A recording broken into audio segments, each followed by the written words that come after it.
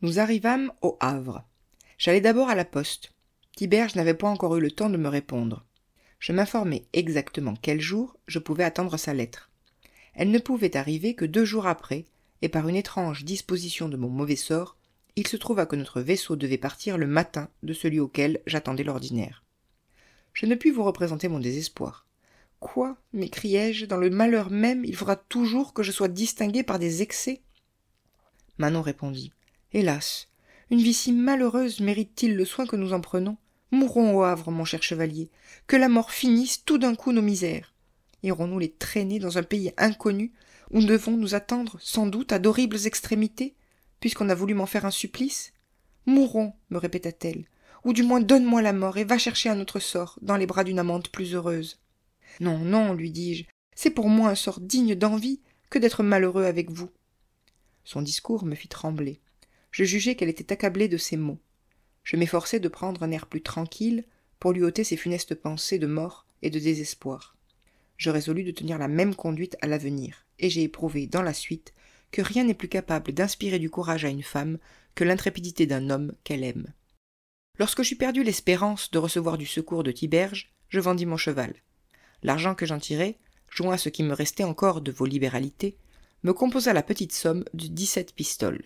J'en employai 7 à l'achat de quelques soulagements nécessaires à Manon, et je serrai les 10 autres avec soin, comme le fondement de notre fortune et de nos espérances en Amérique.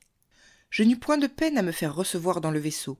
On cherchait alors des jeunes gens qui fussent disposés à se joindre volontairement à la colonie. Le passage et la nourriture me furent accordés gratis. La poste de Paris, devant partir le lendemain, j'y laissai une lettre pour Tiberge. Elle était touchante et capable de l'attendrir sans doute au dernier point, puisqu'elle lui fit prendre une résolution qui ne pouvait venir que d'un fond infini de tendresse et de générosité pour un ami malheureux. Nous mîmes à la voile. Le vent ne cessa point de nous être favorable. J'obtins du capitaine un lieu à part pour Manon et pour moi. Il eut la bonté de nous regarder d'un autre œil que le commun de nos misérables associés. Je l'avais pris en particulier dès le premier jour, et, pour m'attirer de lui quelque considération, je lui avais découvert une partie de mes infortunes. Je ne crus pas me rendre coupable d'un mensonge honteux en lui disant que j'étais marié à Manon. Il feignit de le croire, et il m'accorda sa protection. Nous en reçûmes des marques pendant toute la navigation. Il eut soin de nous faire nourrir honnêtement, et les égards qu'il eut pour nous servirent à nous faire respecter des compagnons de notre misère. J'avais une attention continuelle à ne pas laisser souffrir la moindre incommodité à Manon. Elle le remarquait bien, et cette vue, jointe au vif ressentiment de l'étrange extrémité où je m'étais réduit pour elle, la rendait si tendre et si passionnée, si attentive aussi à mes plus légers besoins, que c'était entre elle et moi une perpétuelle émulation de service et d'amour. Je ne regrettais point l'Europe. Au contraire, plus nous avancions vers l'Amérique, plus je sentais mon cœur s'élargir et devenir tranquille. Si j'eusse pu m'assurer de n'y pas manquer des nécessités absolues de la vie, j'aurais remercié la fortune d'avoir donné un tour si favorable à nos malheurs. Après une navigation de 2 mois, nous abordâmes enfin au rivage désiré. Le pays ne nous offrait rien d'agréable à la première vue. C'étaient des campagnes stériles et inhabitées, où l'on voyait à peine quelques roseaux et quelques arbres dépouillés par le vent. Nulle trace d'hommes ni d'animaux. Cependant, le capitaine, ayant fait tirer quelques pièces de notre artillerie, nous ne fûmes pas longtemps sans apercevoir une troupe de citoyens du Nouvel-Orléans qui s'approchèrent de nous avec de vives marques de joie. Nous n'avions pas découvert la ville. Elle est cachée de ce côté-là par une petite colline. Nous fûmes reçus comme des gens descendus du ciel. Ces pauvres habitants s'empressaient pour nous faire 1000 questions sur l'état de la France et sur les différentes provinces où ils étaient nés. Ils nous embrassaient comme leurs frères et comme de chers compagnons qui venaient partager leur misère et leur solitude. Nous prîmes le chemin de la ville avec eux, mais nous fûmes surpris de découvrir en avançant que ce qu'on nous avait vanté jusqu'alors comme une bonne ville n'était qu'un assemblage de quelques pauvres cabanes. Elles étaient habitées par 500 ou 600 personnes. La maison du gouverneur nous parut un peu distinguée par sa hauteur et par sa situation. Elle est défendue par quelques ouvrages de terre autour desquels règne un large fossé. Nous fûmes d'abord présentés à lui. Il s'entretint longtemps en secret avec le capitaine, et revenant ensuite à nous, il considéra l'une après l'autre toutes les filles qui étaient arrivées par le vaisseau. Elles étaient au nombre de 30, car nous en avions trouvé au Havre une autre bande qui s'était jointe à la nôtre.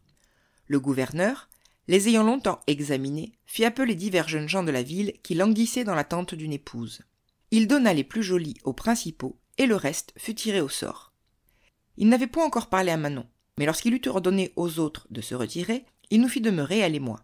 « J'apprends du capitaine, nous dit-il, que vous êtes mariés, et qu'il vous a reconnus sur la route pour 2 personnes d'esprit et de mérite.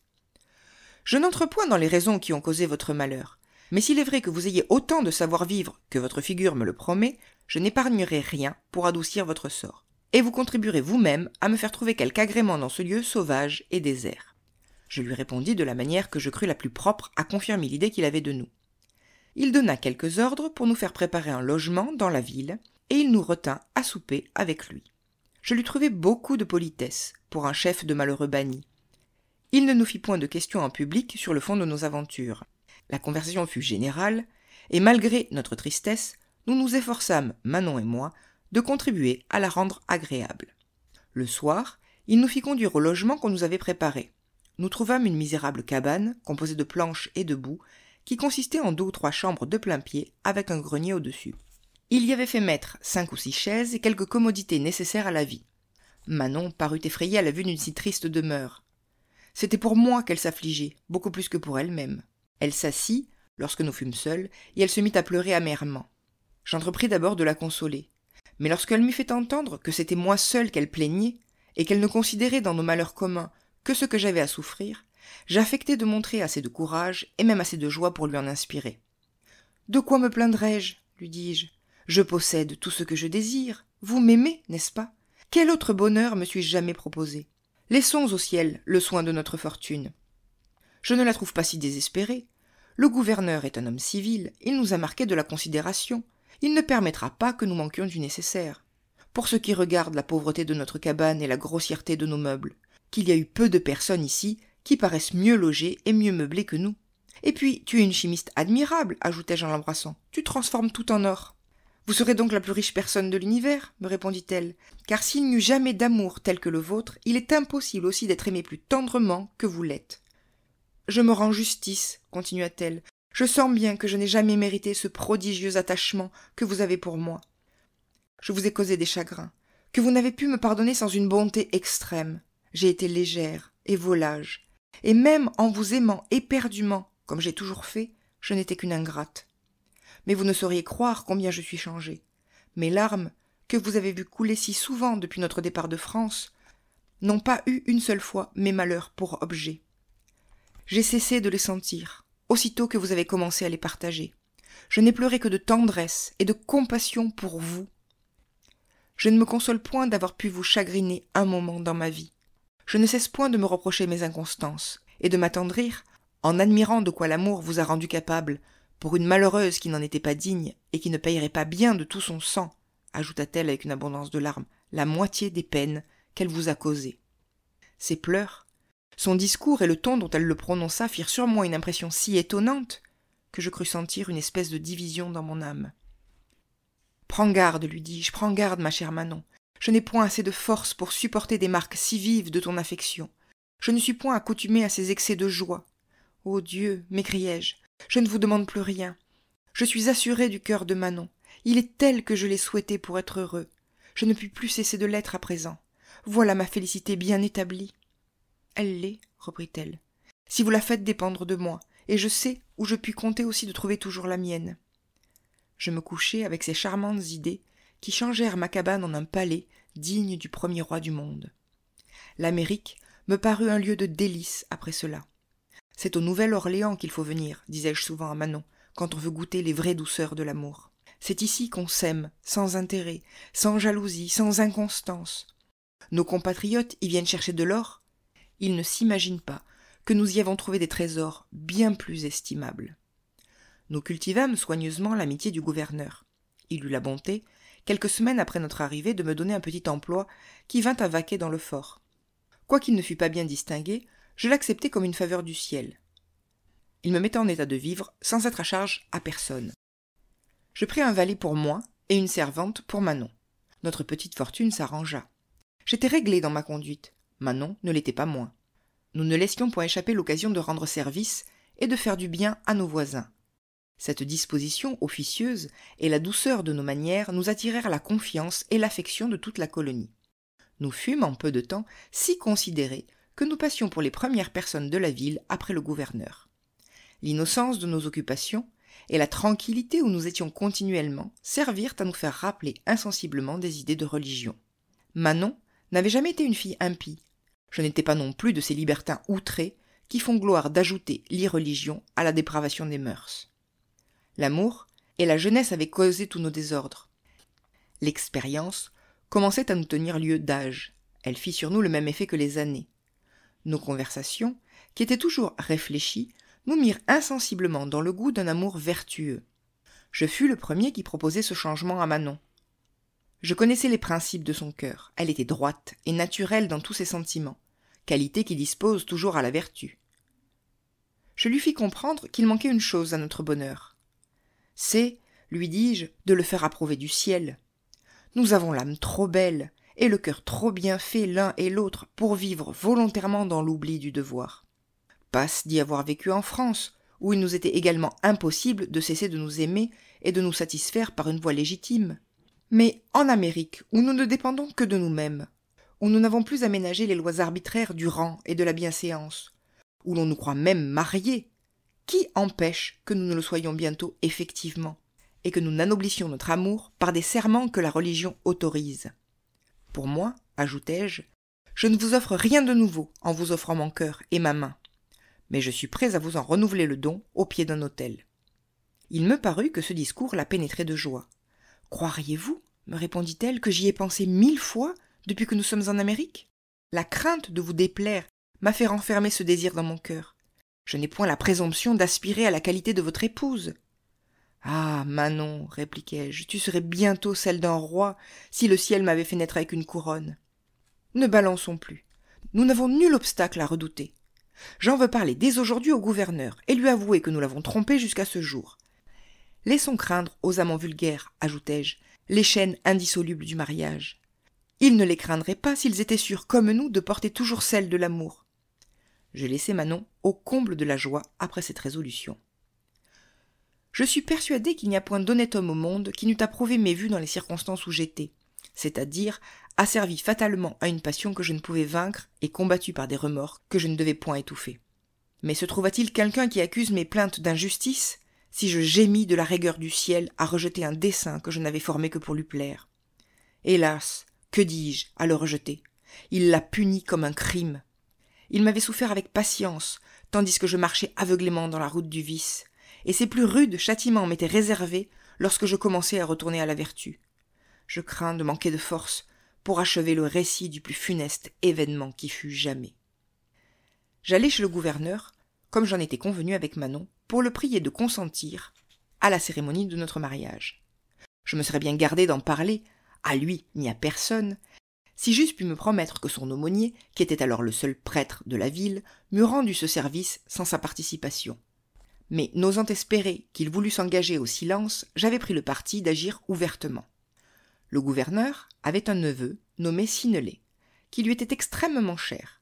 C'était un homme de 30 ans, brave, mais emporté et violent. Il n'était point marié. La beauté de Manon l'avait touché dès le jour de notre arrivée, et les occasions sans nombre qu'il avait eues de la voir pendant 9 ou 10 mois avaient tellement enflammé sa passion qu'il se consumait en secret pour elle. Cependant, comme il était persuadé avec son oncle et toute la ville que j'étais réellement marié, il s'était rendu maître de son amour jusqu'au point de n'en laisser rien éclater, et son zèle s'était même déclaré pour moi dans plusieurs occasions de me rendre service. Je le trouvai avec son oncle lorsque j'arrivai au fort. Je n'avais nulle raison qui m'obligeât de lui faire un secret de mon dessein, de sorte que je ne fis point difficulté de m'expliquer en sa présence. Le gouverneur m'écouta avec sa bonté ordinaire, je lui racontai une partie de mon histoire qu'il entendit avec plaisir, et lorsque je le priai d'assister à la cérémonie que je méditais, il eut la générosité de s'engager à faire toute la dépense de la fête. Je me retirai fort content. 1 heure après, je vis entrer l'aumônier chez moi. Je m'imaginais qu'il venait me donner quelques instructions sur mon mariage, mais après m'avoir salué froidement, il me déclara, en 2 mots, que monsieur le gouverneur me défendait d'y penser et qu'il avait d'autres vues sur Manon. « D'autres vues sur Manon ?» lui dis-je, avec un mortel saisissement de cœur. « Et quelle vue donc, monsieur l'aumônier ?» Il me répondit que je n'ignorais pas que monsieur le gouverneur était le maître, que Manon, ayant été envoyée de France pour la colonie, c'était à lui à disposer d'elle, qu'il ne l'avait pas fait jusqu'alors parce qu'il la croyait mariée, mais qu'ayant appris de moi-même qu'elle ne l'était point, il jugeait à propos de la donner à monsieur Sinley, qui en était amoureux. Ma vivacité l'emporta sur ma prudence. J'ordonnai fièrement à l'aumônier de sortir de ma maison, en jurant que le gouverneur, Sinelé et toute la ville ensemble n'oseraient porter la main sur ma femme ou ma maîtresse comme ils voudraient l'appeler. Je fis part aussitôt à Manon du funeste message que je venais de recevoir. Nous jugeâmes que Sinley avait séduit l'esprit de son oncle depuis mon retour, et que c'était l'effet de quelques desseins médités depuis longtemps. Ils étaient les plus forts. Nous nous trouvions dans le Nouvel-Orléans comme au milieu de la mer, c'est-à-dire séparés du reste du monde par des espaces immenses. Où fuir? Dans un pays inconnu, désert, ou habité par des bêtes féroces et par des sauvages aussi barbares qu'elles. J'étais estimé dans la ville, mais je ne pouvais espérer d'émouvoir assez le peuple en ma faveur pour en espérer un secours proportionné au mal. Il eût fallu de l'argent. J'étais pauvre. D'ailleurs, le succès d'une émotion populaire était incertain, et si la fortune nous eût manqué, notre malheur serait devenu sans remède. Je roulais toutes ces pensées dans ma tête. J'en communiquais une partie à Manon, j'en formais de nouvelles sans écouter sa réponse. Je prenais un parti, je le rejetais pour en prendre un autre. Je parlais seul, je répondais tout haut à mes pensées. Enfin, j'étais dans une agitation que je ne saurais comparer à rien parce qu'il n'en avait jamais eu d'égal. Manon avait les yeux sur moi. Elle jugeait par mon trouble de la grandeur du péril, et tremblant pour moi plus que pour elle-même, cette tendre fille n'osait pas même ouvrir la bouche pour m'exprimer ses craintes. Après une infinité de réflexions, je m'arrêtai à la résolution d'aller trouver le gouverneur pour m'efforcer de le toucher par des considérations d'honneur et par le souvenir de mon respect et de son affection. Manon voulut s'opposer à ma sortie. Elle me disait, les larmes aux yeux, « Vous allez à la mort, ils vont vous tuer, je ne vous reverrai plus, je veux mourir avant vous. » Il fallut beaucoup d'efforts pour la persuader de la nécessité où j'étais de sortir, et de celle qu'il y avait pour elle de demeurer au logis. Je lui promis qu'elle me reverrait dans un instant. Elle ignorait, et moi aussi, que c'était sur elle-même que devait tomber toute la colère du ciel et la rage de nos ennemis. Je me rendis au fort.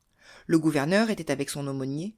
Je m'abaissai pour le toucher à des soumissions qui m'auraient fait mourir de honte si je les eusse faites pour toute autre cause. Je le pris par tous les motifs qui doivent faire une impression certaine sur un cœur qui n'est pas celui d'un tigre féroce et cruel. Ce barbare ne fit à mes plaintes que 2 réponses, qu'il répéta 100 fois. Manon, me dit-il, dépendait de lui. Il avait donné sa parole à son neveu. J'étais résolu de me modérer jusqu'à l'extrémité. Je me contentai de lui dire que je le croyais trop de mes amis pour vouloir ma mort, à laquelle je consentirais plutôt qu'à la perte de ma maîtresse. Je fus trop persuadé en sortant que je n'avais rien à espérer de cet opiniâtre vieillard qui se serait damné 1000 fois pour son neveu. Cependant, je persistai dans le dessein de conserver jusqu'à la fin un air de modération, résolu, si l'on en venait aux excès d'injustice, de donner à l'Amérique une des plus sanglantes et des plus horribles scènes que l'amour ait jamais produites. Je retournai chez moi, en méditant sur ce projet, lorsque le sort qui voulut hâter ma ruine me fit rencontrer Sinelé. Il lut dans mes yeux une partie de mes pensées. J'ai dit qu'il était brave. Il vint à moi. « Ne me cherchez-vous pas ?» me dit-il. « Je connais que mes desseins vous offensent, et j'ai bien prévu qu'il faudrait se couper la gorge avec vous. Allons voir qui sera le plus heureux. » Je lui répondis qu'il avait raison, et qu'il n'y avait que ma mort qui pût finir nos différends. Nous nous écartâmes d'une centaine de pas hors de la ville. Nos épées se croisèrent, je le blessai, et je le désarmai presque en même temps. Il fut si enragé de son malheur qu'il refusa de me demander la vie et de renoncer à Manon. J'avais peut-être le droit de lui ôter tout d'un coup l'un et l'autre, mais un sang généreux ne se dément jamais. Je lui jetai son épée. « Recommençons, lui dis-je, et songez que c'est 100 quartiers. » Il m'attaqua avec une furie inexprimable. Je dois confesser que je n'étais pas fort dans les armes, n'ayant eu que 3 mois de salle à Paris. L'amour conduisait mon épée. Sinelé ne laissa pas de me percer le bras d'outre en outre, mais je le pris sur le temps et je lui fournis un coup si vigoureux qu'il tomba à mes pieds sans mouvement.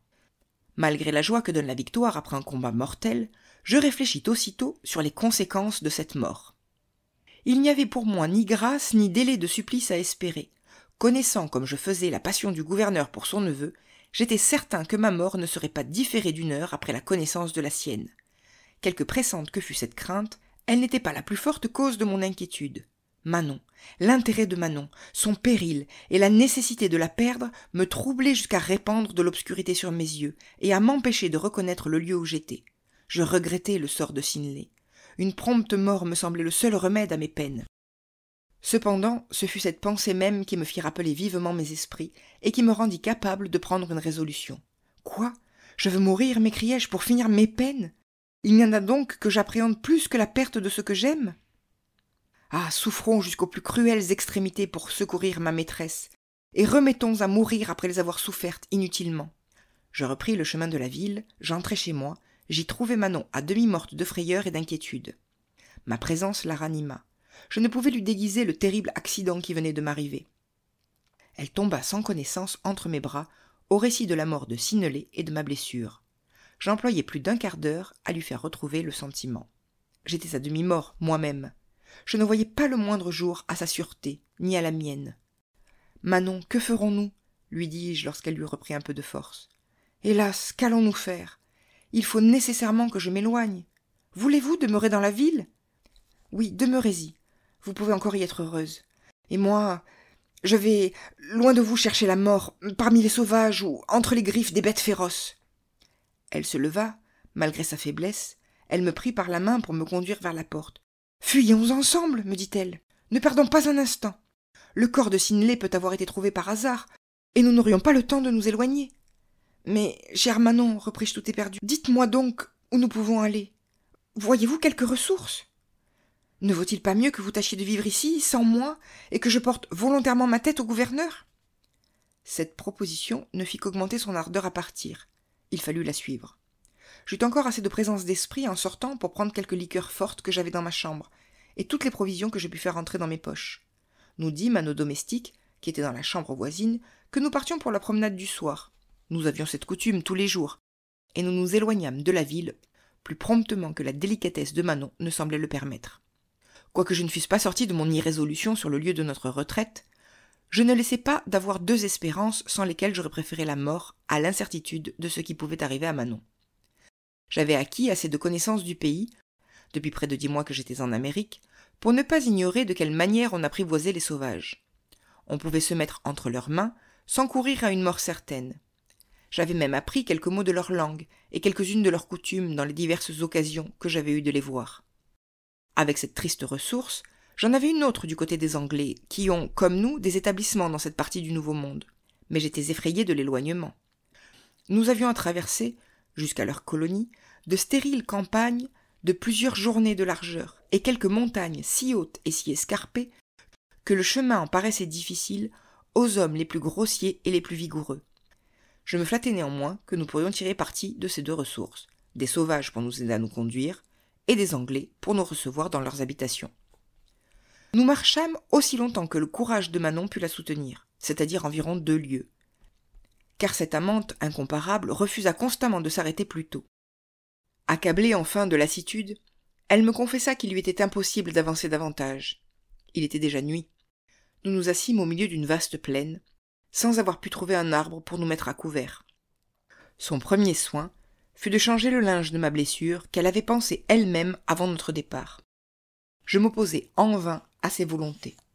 J'aurais achevé de l'accabler mortellement si je lui eusse refusé la satisfaction de me croire à mon aise et sans danger, avant que de penser à sa propre conservation. Je me soumis durant quelques moments à ses désirs. Je reçus ses soins en silence et avec honte. Mais lorsqu'elle eut satisfait sa tendresse, avec quelle ardeur la mienne ne prit-elle pas son tour ? Je me dépouillai de tous mes habits pour lui faire trouver la terre moins dure en les étendant sous elle. Je la fis consentir, malgré elle, à me voir employer à son usage tout ce que je pus imaginer de moins incommode. J'échauffai ses mains par mes baisers ardents et par la chaleur de mes soupirs. Je passai la nuit entière à veiller près d'elle et à prier le ciel de lui accorder un sommeil doux et paisible. Ô Dieu, que mes vœux étaient vifs et sincères, et par quel rigoureux jugement aviez-vous résolu de ne les pas exaucer. Pardonnez, si j'achève en peu de mots un récit qui me tue. Je vous raconte un malheur qui n'eut jamais d'exemple. Toute ma vie est destinée à le pleurer. Mais quoique je le porte sans cesse dans ma mémoire, mon âme semble reculer d'horreur chaque fois que j'entreprends de l'exprimer. Nous avions passé tranquillement une partie de la nuit. Je croyais ma chère maîtresse endormie, et je n'osais pousser le moindre souffle dans la crainte de troubler son sommeil. Je m'aperçus, dès le point du jour, en touchant ses mains, qu'elle les avait froides et tremblantes. Je les approchai de mon sein pour les échauffer. Elle sentit ce mouvement, et faisant un effort pour saisir les miennes, elle me dit d'une voix faible qu'elle se croyait à sa dernière heure. Je ne pris d'abord ce discours que pour un langage ordinaire dans l'infortune, et je n'y répondis que par les tendres consolations de l'amour. Mais ses soupirs fréquents, son silence à mes interrogations, le serrement de ses mains dans lequel elle continuait de tenir les miennes, me firent connaître que la fin de ses malheurs approchait. N'exigez point de moi que je vous décrive mes sentiments, ni que je vous rapporte ses dernières expressions. Je la perdis. Je reçus d'elle des marques d'amour au moment même qu'elle expirait. C'est tout ce que j'ai la force de vous apprendre de ce fatal et déplorable événement. Mon âme ne suivit pas la sienne. Le ciel ne me trouva point sans doute assez rigoureusement puni. Il a voulu que j'aie traîné, depuis, une vie languissante et misérable. Je renonce volontairement à la mener jamais plus heureuse. Je demeurai plus de 24 heures, la bouche attachée sur le visage et sur les mains de ma chère Manon. Mon dessein était d'y mourir, mais je fis réflexion au commencement du second jour que son corps serait exposé, après mon trépas, à devenir la pâture des bêtes sauvages. Je formai la résolution de l'enterrer et d'attendre la mort sur sa fosse. J'étais déjà si proche de ma fin par l'affaiblissement que le jeûne et la douleur m'avaient causé, que j'eus besoin de quantité d'efforts pour me tenir debout. Je fus obligé de recourir aux liqueurs que j'avais apportées. Elles me rendirent autant de force qu'il en fallait pour le triste office que j'allais exécuter. Il ne m'était pas difficile d'ouvrir la terre, dans le lieu où je me trouvais. C'était une campagne couverte de sable. Je rompis mon épée pour m'en servir à creuser, mais j'en tirai moins de secours que de mes mains. J'ouvris une large fosse. J'y plaçai l'idole de mon cœur, après avoir pris soin de l'envelopper de tous mes habits, pour empêcher le sable de la toucher. Je ne la mis dans cet état qu'après l'avoir embrassée 1000 fois, avec toute l'ardeur du plus parfait amour. Je m'assis encore près d'elle. Je la considérai longtemps. Je ne pouvais me résoudre à fermer la fosse. Enfin, mes forces recommençant à faiblir, et craignant d'en manquer tout à fait avant la fin de mon entreprise, j'ensevelis pour toujours dans le sein de la terre ce qu'elle avait porté de plus parfait et de plus aimable. Je me couchai ensuite sur la fosse, le visage tourné vers le sable, et fermant les yeux, avec le dessein de ne les ouvrir jamais. J'invoquai le secours du ciel et j'attendis la mort avec impatience. Ce qui vous paraîtra difficile à croire, c'est que pendant tout l'exercice de ce lugubre ministère, il ne sortit point une larme de mes yeux, ni un soupir de ma bouche. La consternation profonde où j'étais, et le dessein déterminé de mourir, avaient coupé le cours à toutes les expressions du désespoir et de la douleur. Aussi, ne demeurai-je pas longtemps dans la posture où j'étais sur la fosse, sans perdre le peu de connaissance et de sentiments qui me restaient. Après ce que vous venez d'entendre, la conclusion de mon histoire est de si peu d'importance qu'elle ne mérite pas la peine que vous voulez bien prendre à l'écouter. Le corps de Synnelet ayant été rapporté à la ville, et ses plaies visitées avec soin, il se trouva non seulement qu'il n'était pas mort, mais qu'il n'avait même pas reçu de blessure dangereuse. Il apprit à son oncle de quelle manière les choses s'étaient passées entre nous, et sa générosité le porta sur-le-champ à publier les effets de la mienne. On me fit chercher, et mon absence avec Manon me fit soupçonner d'avoir pris le parti de la fuite. Il était trop tard pour envoyer sur mes traces. Mais le lendemain et le jour suivant furent employés à me poursuivre. On me trouva, sans apparence de vie, sur la fosse de Manon. Et ceux qui me découvrirent en cet état, me voyant presque nu et sanglant de ma blessure, ne doutèrent point que je n'eusse été volé et assassiné. Ils me portèrent à la ville. Le mouvement du transport réveilla mes sens. Les soupirs que je poussai en ouvrant les yeux et en gémissant de me trouver parmi les vivants firent connaître que j'étais encore en état de recevoir du secours. On m'en donna de trop heureux. Je ne laissai pas d'être enfermé dans une étroite prison. Mon procès fut instruit, et comme Manon ne paraissait point, on m'accusa de m'être défait d'elle par un mouvement de rage et de jalousie. Je racontai naturellement ma pitoyable aventure. Synnelet, malgré les transports de douleur où ce récit le jeta, eut la générosité de solliciter ma grâce. Il l'obtint. J'étais si faible qu'on fut obligé de me transporter de la prison dans mon lit, où je fus retenu pendant 3 mois par une violente maladie. Ma haine pour la vie ne diminuait point. J'invoquais continuellement la mort, et je m'obstinai longtemps à rejeter tous les remèdes. Mais le ciel, après m'avoir puni avec tant de rigueur, avait dessein de me rendre utiles mes malheurs et ses châtiments. Il m'éclaira de ses lumières, qui me firent rappeler des idées dignes de ma naissance et de mon éducation. La tranquillité, ayant commencé à renaître un peu dans mon âme, ce changement fut suivi de près par ma guérison. Je me livrai entièrement aux inspirations de l'honneur, et je continue de remplir mon petit emploi en attendant les vaisseaux de France, qui vont une fois chaque année dans cette partie de l'Amérique. J'étais résolu de retourner dans ma patrie pour y réparer, par une vie sage et réglée, le scandale de ma conduite. Sinelé avait pris soin de faire transporter le corps de ma chère maîtresse dans un lieu honorable. Ce fut environ 6 semaines après mon rétablissement que, me promenant seul un jour sur le rivage, je vis arriver un vaisseau que des affaires de commerce amenaient au Nouvel-Orléans. J'étais attentif au débarquement de l'équipage. Je fus frappé d'une surprise extrême en reconnaissant Tiberge parmi ceux qui s'avançaient vers la ville. Ce fidèle ami me remit de loin, malgré les changements que la tristesse avait faits sur mon visage.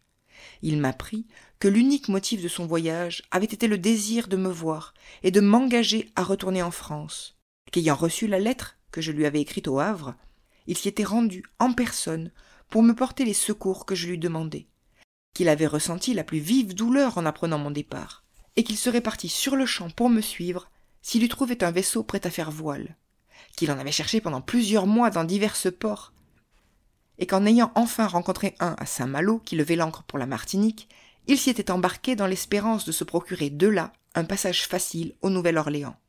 Que le vaisseau malouin, ayant été pris en chemin par des corsaires espagnols et conduit dans une de leurs îles, il s'était échappé par adresse, et qu'après diverses courses, il avait trouvé l'occasion du petit bâtiment qui venait d'arriver pour se rendre heureusement près de moi. Je ne pouvais marquer trop de reconnaissance pour un ami si généreux et si constant. Je le conduisis chez moi, je le rendis le maître de tout ce que je possédais. Je lui appris tout ce qui m'était arrivé depuis mon départ de France, et pour lui causer une joie à laquelle il ne s'attendait pas, je lui déclarai que les semences de vertu qu'il avait jetées autrefois dans mon cœur commençaient à produire des fruits dont il allait être satisfait. Il me protesta qu'une si douce assurance le dédommageait de toutes les fatigues de son voyage. Nous avons passé 2 mois ensemble au Nouvel-Orléans pour attendre l'arrivée des vaisseaux de France, et nous étant enfin mis en mer, nous prîmes terre il y a 15 jours au Havre de Grâce. J'écrivis à ma famille en arrivant.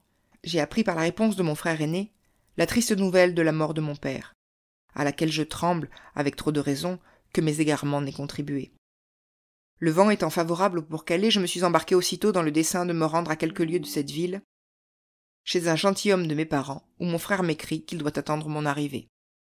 Fin de la seconde partie.